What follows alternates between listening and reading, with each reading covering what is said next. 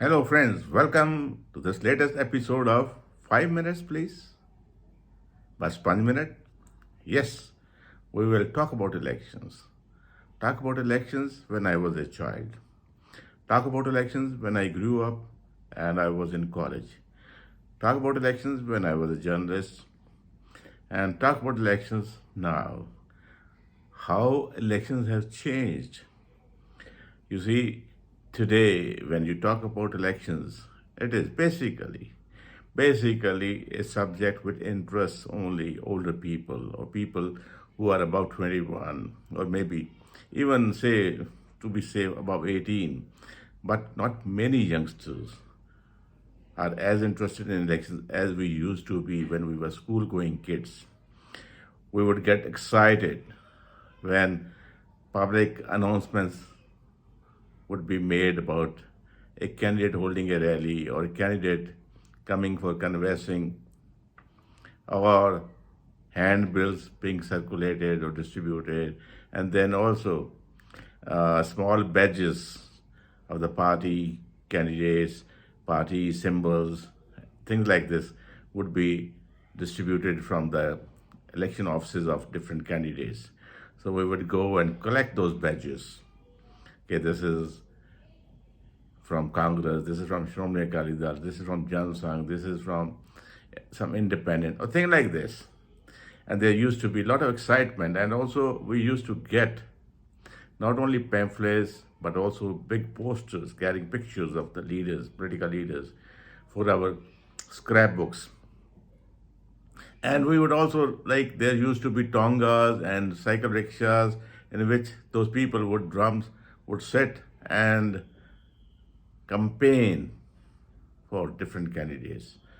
So they would have a loudspeaker fitted tonga or rickshaw, and then some handbells and some drummer in the tonga or the rickshaw, and they would be making announcements about a rally being held or leaders coming to the area to address the rallies and all those things about a candidate, candidate's profile, and things like this.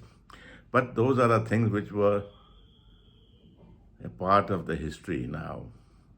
They are no more there. So you don't witness those things, handbills or posters or announcements on tongas and rickshaws and campaigning and children running after those rickshaws and tongas fitted with huge boards, campaign boards of the different candidates, different political parties, and even at times they would attract children with by distributing them badges, small pens, or even other paraphernalia. So that sort of a thing would keep not only the children involved in the process, but also keep the whole family, because in the evening rally would be held. So sometimes mother and father or senior members of the family would go and attend a rally, and then people from the election office would come and confirm your votes. They would give you slips. Okay, you can go and cast your vote at a particular polling station. They would tell you the polling booth, polling station, and everything. And then outside each polling station, there would be polling booths of candidates. So that was a time when things were so different and people were friendly, and it was a real feeling of a festival. Participating and watching those elections gave you a feeling you are enjoying a festival of democracy. Things have changed a lot since then. So lots of youngsters, I mean, school-going children have lost interest in elections. They don't know much about elections. If you ask them questions about who are the candidates and what are the issues and which are the political parties contesting, they may not know any of the answers. But during our time, we would know each and everything. Yes, Congress is there, Akali Dal is there, Jan Sangh is there, communists are there. So that awareness, because the system has changed a lot from the traditional conventional methods of canvassing. Now we are into social media systems, social media handles, social media channels are very active. They are doing most of the campaigning for the candidates, and there's nothing much done in public domain. It is done in your personal domain, like on your personal handset. You get messages. You don't see hoardings or small corner rallies anymore. Yes, if they are held, they will be held closer to the election day. But initial stages, the corner rallies or canvassing or campaigning from door to door is a thing which is a thing of the past. Now people use social media channels, Facebook, Instagram, things like this to reach out the people, their target audiences.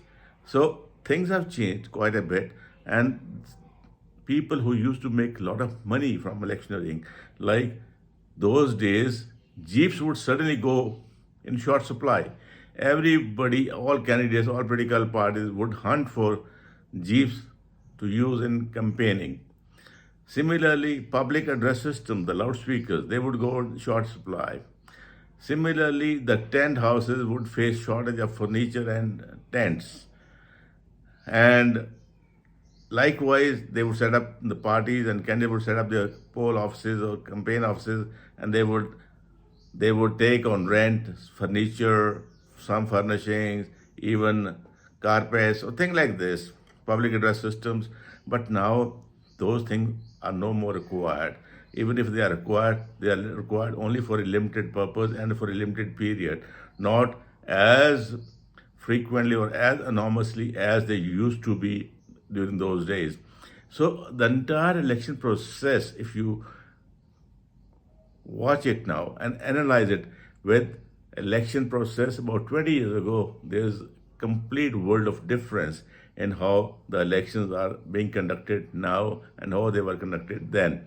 So I thought I must share those points because it is interesting. It's a process of evolution, how the elections have evolved and how the people, right from the tiny tots to grown-up people, older people, they have been responding to these changes in the process of electing their new representatives in the legislature, in Vidhan Sabha or in Lok Sabha.